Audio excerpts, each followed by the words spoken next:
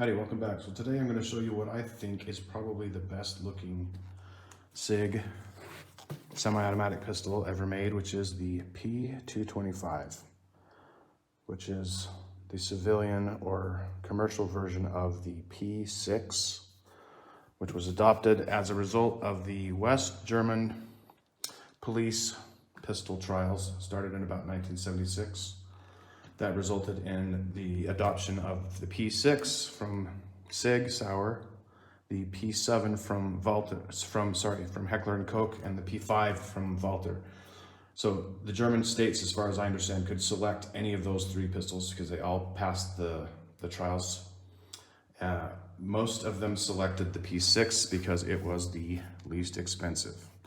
And a lot of people liked the features that it offered. So the West German police was asking for a service pistol that was smaller than the P220, which is the full-size service pistol that Switzerland adopted in about 1975 as the P75. But this is a 9-shot in 9mm. This particular one is in 45, so it's an 8-shot. But I believe the original 9-shot was in 38 Super or 9mm. But they thought it was too big and too heavy, so they said, go back and make it shorter and a little bit smaller and lighter. They had a maximum dimension specification of 18mm long, I believe, and 13 millimeters tall, and like 3.3mm wide or something. Sorry, centimeters. Strike that, reverse it, change those millimeters to centimeters. Anyway, so this was the size that fit in their dimension requirements. So it shaves off 1 round out of the magazine. So this is an 8-round single stack magazine. And the barrel length is about half an inch shorter. The barrel length of the P225 is about 3.7 inches, whereas the P220 and the 226, which was also a variant of the 220, which is a double stack variant, have 4.2 inch long barrels, 4.25 or so, 4.26. And the P225 has a shorter barrel. So the 225 was very popular in Europe, but it never was very popular in the States because by about 1983, 1984, when they started to be imported commercially, that was right in the middle of the double stack Wonder 9 craze, which, as you were well aware, the Beretta 92 series and the other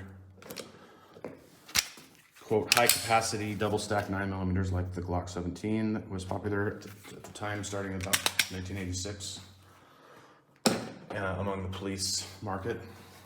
And there's Steyr, GB, and a couple of other high capacity service pistols, which in America we like our high capacity pistols. So that was where the priority was. No one would buy a single stack 9mm, especially back in the 80s when 9mm was considered, barely lethal.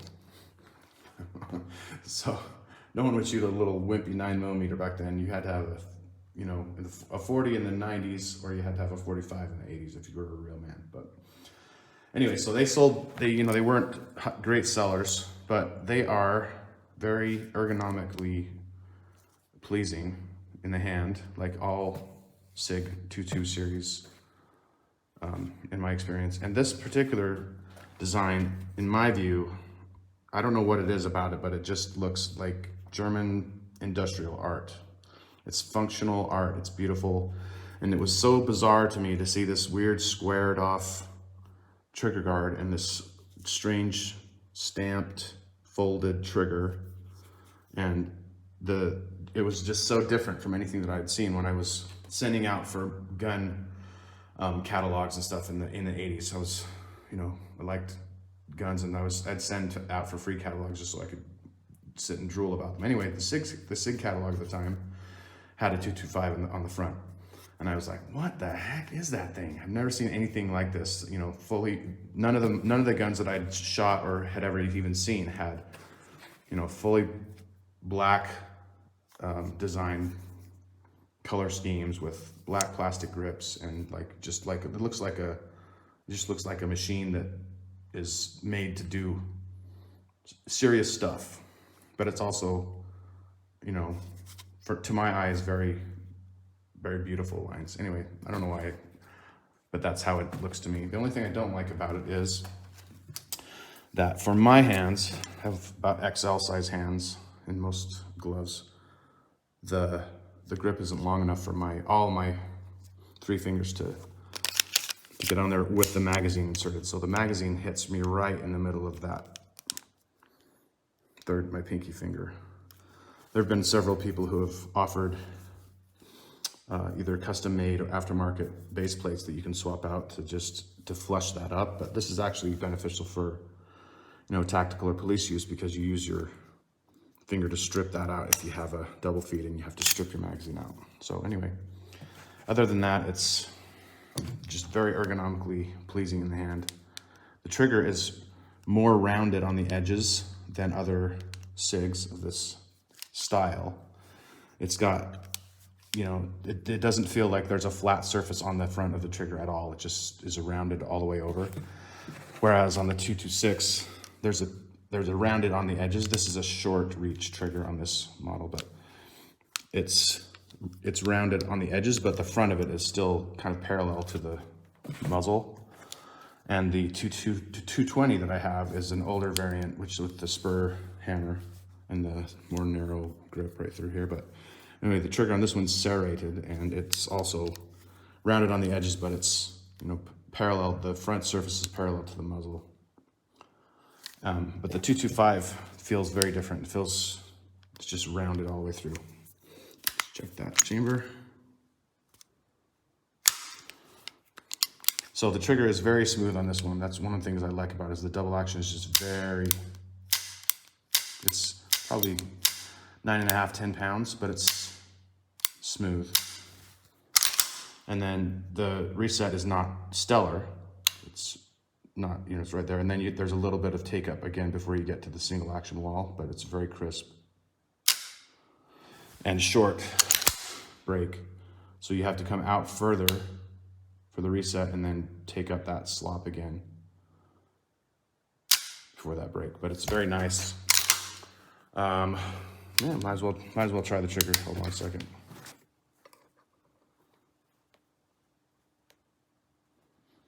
9.5, it starts to move, 9.12, so yeah.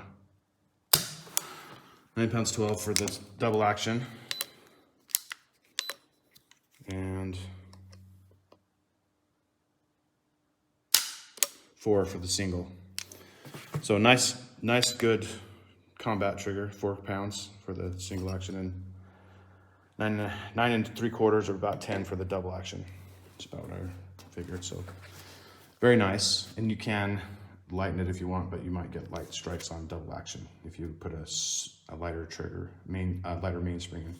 Let's do the weight real quick. So this is the 226. This is the German model with the stamp slide with no magazine. So that's 1 pound, 11.8 ounces. This is the 220. This is the original 220 in 45, and that's 11 pounds. Sorry, 1 pound, 11 ounces, almost exactly the same. 1 pound, 11.7 ounces. And this is the 225. 1 pound, 9.9 ounces. So a couple ounces is about all you gain. So it is lighter, a couple ounces lighter. They don't feel appreciably lighter, empty. But loaded, you notice, because the other carries heavy, the others carry either more or heavier bullets. All right, let's see how we can do on this steel with the SIG 225. Decock it. Let's do some double action. Decock it.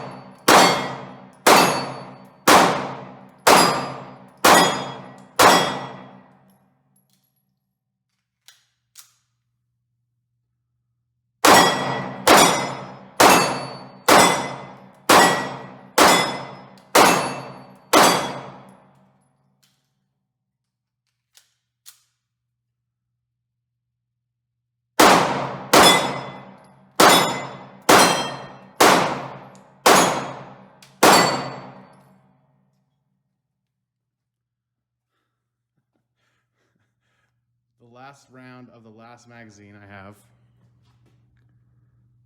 got a failure to feed.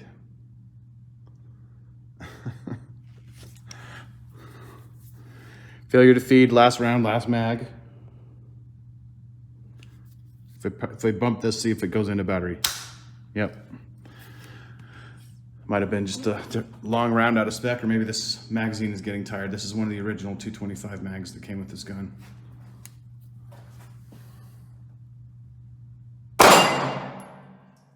Locked open, so maybe bad round. So one of the problems that has been spread by the internet lore and is actually factual is that the P6 versions of this gun don't function reliably with hollow point ammunition. And the 225 variants, the commercial variant, ostensibly has a wider feed ramp and a somewhat throated chamber that makes them more reliable with more shapes of bullets, including jacketed hollow point and modern defensive bullets. So a lot of people with original German P6s, surplus P6s that came out, a few years ago, they were available for $350 or so from some importers or surplus resellers. And they went quick, but now they're up around $500-600 for a P6, and 225s are usually more expensive than that. Probably around $600 or $700 if you're lucky. But sometimes people will have their P6 barrels throated or polish the feed ramps or something, or they'll just try to find a 225 barrel and put it in their P6 so that it will feed reliably with hollow points. But let's see if this one shoots hollow points well. So a quick note on the sighting system for this particular pistol. So I'm having a hard time seeing the sights clearly because these are 3-dot, this particular one has 3-dot Siglite night sights, which are dim. So it's basically a sort of dark gray 3-dot system. I'm trying to focus on both sides so you can sort of see where it is. But the front sight on this particular set of sights is very thick, and it fills the front of the notch in the rear sight almost completely. And in this light, it's kind of difficult to see. I don't like 3-dot sights anyway, and I'm sure this would be useful at night or in low light situations if they were fresh. But I prefer the standard SIG. This is the 220.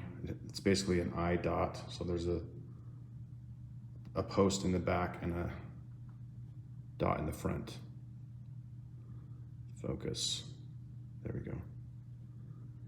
Anyway, so that's my eyes prefer this, or either just a blacked out rear with a fiber optic front, or a 1 dot in the front rather than 3 things for my eyes to be confused by. So that's one reason why I'm sucking today. Not sure if it's the only reason. Okay, this is 5 rounds of Federal HST 124 grains, I believe. Chambered fine. I'm gonna shoot these slow fire on this paper target, just to see if we can get a somewhat reasonable idea of what kind of accuracy you can expect if you shoot like me, which is pretty poorly usually. Especially if you're talking.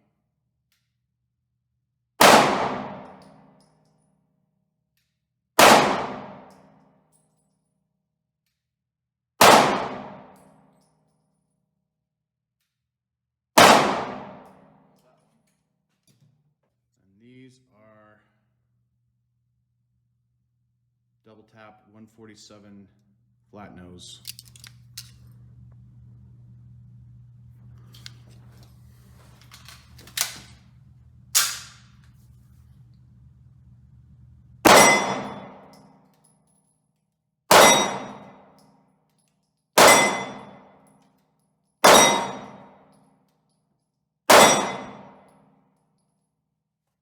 No issues with those. There's a little bit of you can feel the slide going a little bit ka-chunk. as it's feeding, but at least with those last ones, but they fed fine. Let's see what this looks like. Yeah, the left one I called as my last shot, but those are all right in there. So these are 22s, and that's a 22, and that's a 22. So 1, 2, 3, no, those are 22. So 1, 2, 3, 4, 5. Felt like I was favoring a little bit left. That's with the HSTs. Just for kicks, let's do some from the side so you can get a view of gun up close. So magazine in.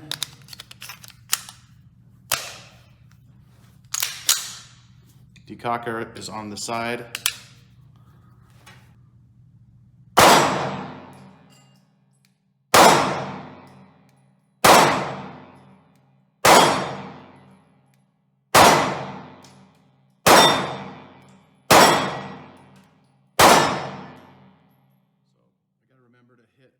Aim a little bit higher with this than with my other guns because the SIGs have combat hold.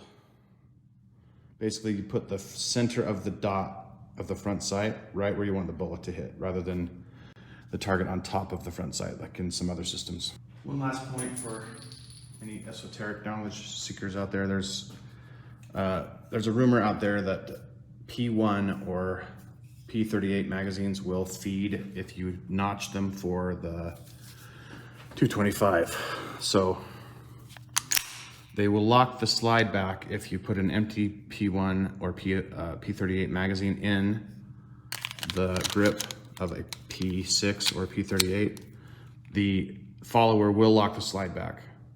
You have to hold the bottom of the magazine in. The P38 or P1 magazine is a couple of millimeters longer than the P6 or P225. But the rumor is that if you notch them, they'll work. They will not in mine. So holding the magazine tightly, you can't release the slide with either the overhand racking technique or with the slide lock lever. And yes, I've tried it with an empty magazine and it will not drop the slide. And if you can get it to release, it won't feed the bullet. So don't ruin any of your P1 or P38 magazines trying to make them work in your P226 or P6. And I have swapped followers as well. So yeah, you can't put a P6 or P225 follower in a P38 magazine. It won't fit. So that's an internet rumor that you don't want to follow. And additionally, P6, P225 magazines are about $40 to $50 if you're lucky, usually around $75 lately. And the later 225A1 that SIG stupidly created with a different magazine pattern later, those mags are not interchangeable. And that pistol is kind of ugly in my view. And it has the 228 style sloped trigger guard, which the whole point of this gun is that trigger guard in my view. So yeah, the 225A1, totally different gun, totally different platform, not interchangeable with the original 225 or P6. So overall, very pleasant shooting experience, good ergonomics. The magazine poking me in the finger doesn't actually bother me that much in actual shooting. I didn't even notice it today. But you know, I only shot a few magazines full. But 225, very nice, very attractive, German industrial art. Hope you enjoyed that. See you next time.